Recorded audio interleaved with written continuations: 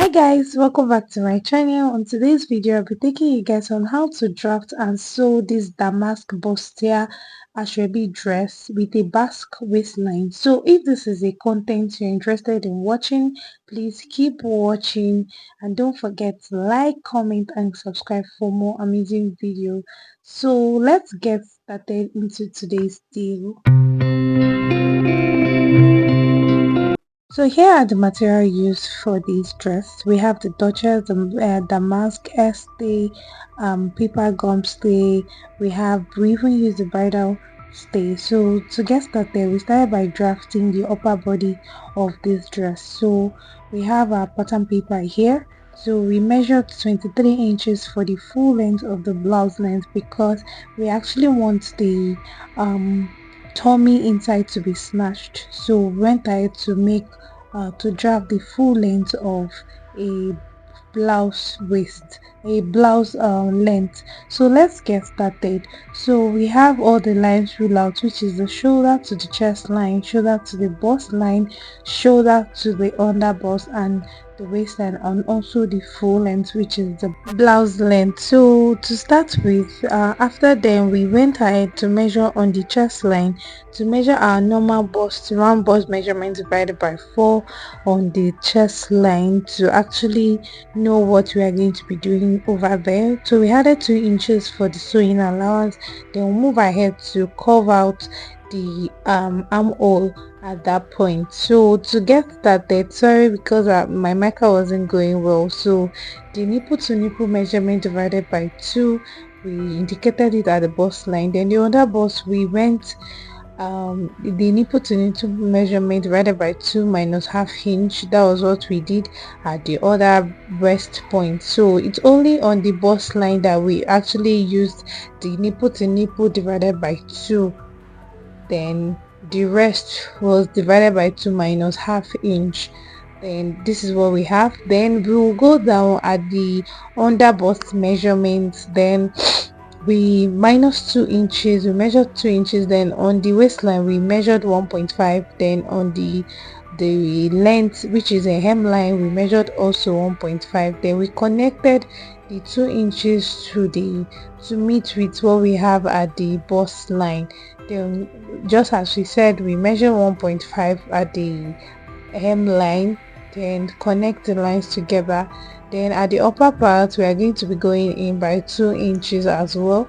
Then connect the line together to it like this, so we can see how it's already forming and how sweet it looks. So, and on the other part we connect all the lines together like so, just as we are doing, just so we can get a very an accurate measurement. So after doing all this, we move ahead to measure the round measurement, which is the horizontal measurement of all our bodies, divided by 4. Then 2 inches for the sewing allowance. And please note that on this point, that measurement that we already minus, we are going to be adding it to the allowance we are making. So on this point, we note that the that measurement was 2.5. Then we added it plus the sewing allowance, so we can just, for you to be at a safer side. Okay, so after doing this, we actually went down to the under bust.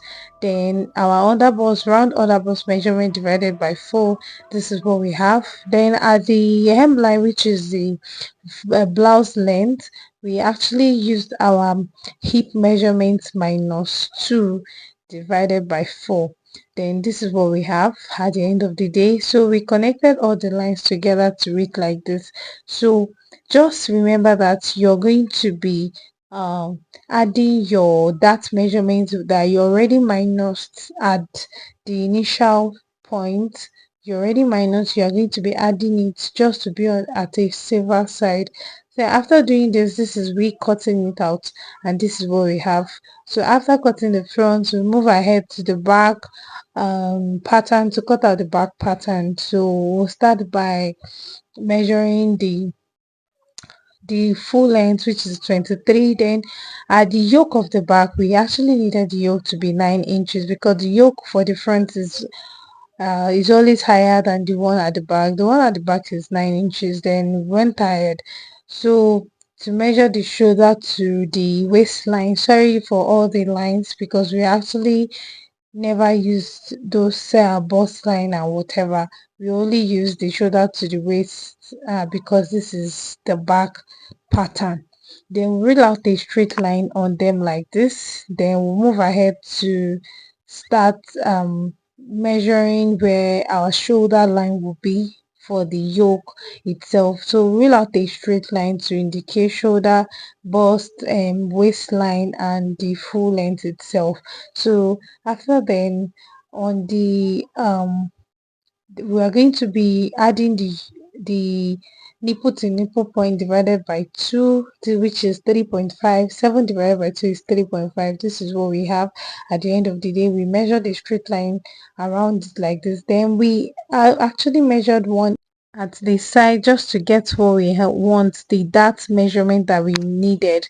So okay, so we are actually going to be doing it on the waistline also, and also at the beginning of the yoke, which is the chest line, just at for the back. So this is we connecting all the lines together, which is half hitch on both sides. Then we measure around body measurements divided by 4, then added our sewing allowance to it like this. Then mind you, I said that when using your hip measurement for the bust line, the hip line, you're going to minus 2 inches from the your normal hip measurement divided by 4.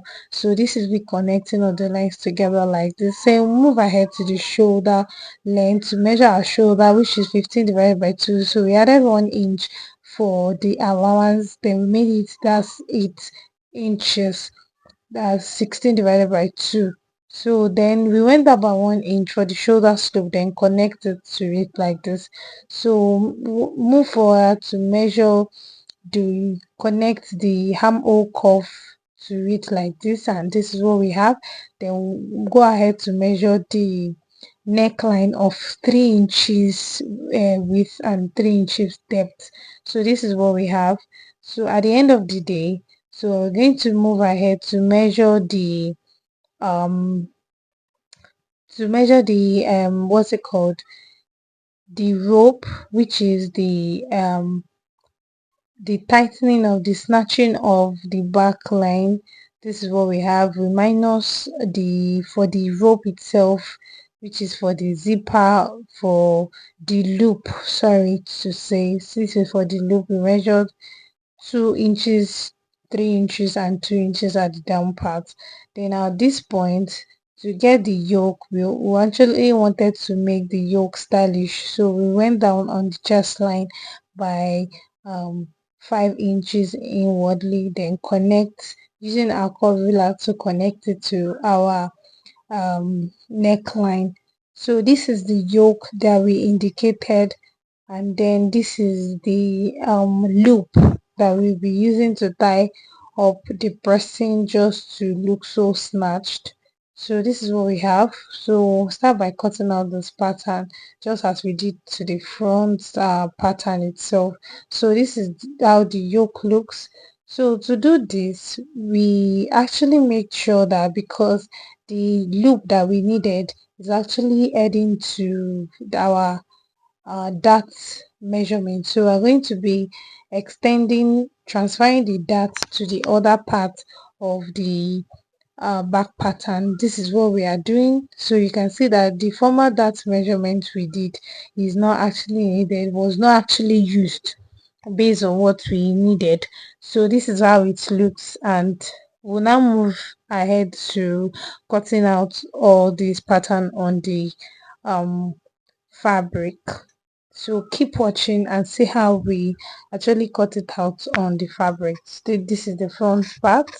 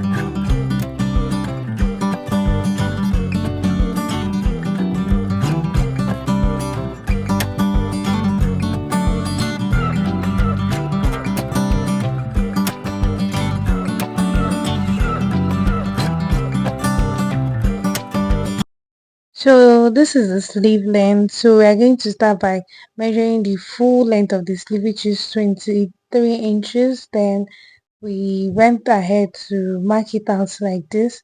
Then on the 23 inches, we measured our sleeve length from your normal shoulder to your ankle, which is your 3/4 length. We measured what we needed at that point. Then on the wrist, we also measured what we needed and added 1 inch for the sewing allowance. So this is how it looks, and this is where we actually curved it to give us what we needed. So this is it, and we are going to be using the same sleeve to cut out the second part of the sleeve.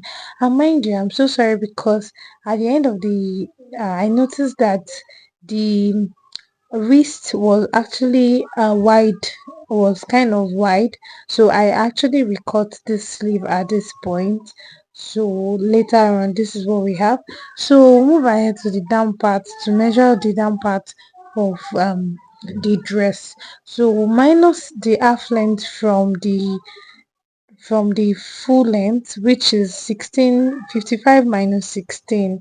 So that is what we use at this down part. So to start with, I'm sorry for the noise you're hearing. I'm so sorry for the noise.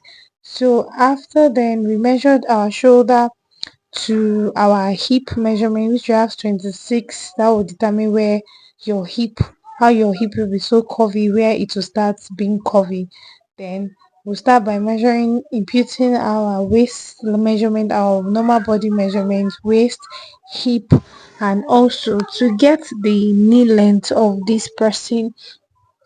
The proper way to normal measurement to get the knee length is actually your hip measurement minus 5.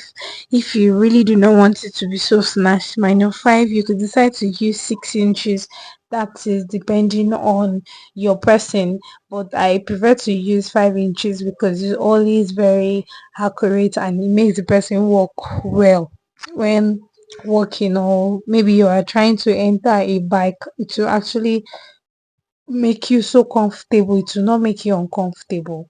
So that is how we did the knee length. What we got at the knee length, then we connected all the lines together like this, and see how elegant this looks already even without sewing it. So, and I'm so sorry because at the end of the day I noticed that this pattern, we actually used the front pattern instead of the back pattern, the back length. Then to get the dart, we go down at the hip side by 13 inches. This is actually depending on the person. Then the upper part by 4 inches. Then we are going to be sewing the dart in this form. So if you're just seeing it, please let me know in the comment section if you're just seeing this kind of dart. The reason being that that actually makes the dress look so elegant and so fitting on your body. And mind you, this is a contour down part, so we are going to be making this hip side so that your hip or your bum bum will be sitting well at on the dress. So at the knee length, we are going to minus it by 1 inch, then the waist by 1.5, then the hip by 2.5 inches. So this is what we have, and see how we connected all this line together just to give us what we want. So we'll move ahead to cutting out this. So let's keep watching and see the results that we have.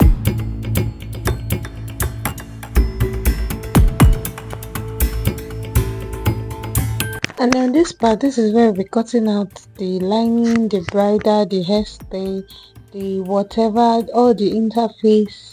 This is where we'll be cutting out. Just keep watching because you're going to be seeing what I'll be doing at the end, and even the wording, which is the bustier, the wording that will make it firm and strong. This is where I'm going to be letting you guys see how I do it. Just keep watching. And please, if you have found any value in this video, please don't hesitate to like, comment, and also let me know your thoughts on what we have done here. If you really understand what I did, or if you want me to explain further, please let me know in the comment section. Thank you.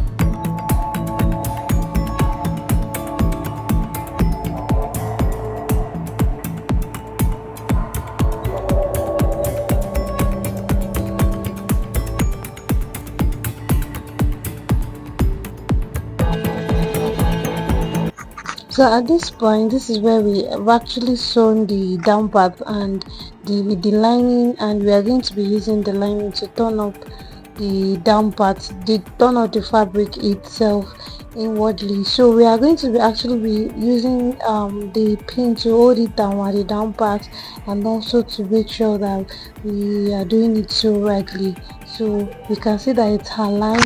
Just be careful when you're doing yours. And this is how it looks. This is also the upper part where we are going to be joining the yoke for the front line and also the yoke for the back line. You can see that the yoke for the front line is actually a V-shaped neck. So this is the back line. So this is how we're going to be fixing the yoke, and we're going to be using the lining to turn. And mind you, we're going to be sewing the lining separately and the material separately.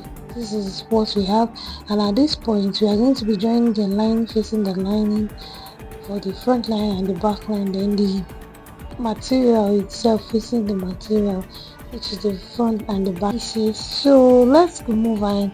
This is where we are using a pin to hold it down, just for us to get an accurate stuff. So this is it after pinning it down to actually measure the right parameters, which is body measurement for the pattern. This is how it looks, and this is where we'll be marking it out to get the accurate measurements we needed. So, and on the lining part, we're also going to be doing the same thing on the lining, just for it to be so accurate and so fine. So moving ahead, we actually chopped down this part and we've sewn it. This is how the upper part looks, and this is the down part. Will be cutting out the basque waistline for the down part. So you can see how elegant we're actually measuring it to see what we have. You can see how we've actually used our this thing to cut it out, the midpoint, and also to use that point to cut out the other side of the pattern. So after joining it, this is exactly what we have, and this is how elegant and stunning it looks on your body. So if you have found any value in this video, please don't hesitate to like, comment and share for more amazing video like this. See you on my next video. Bye.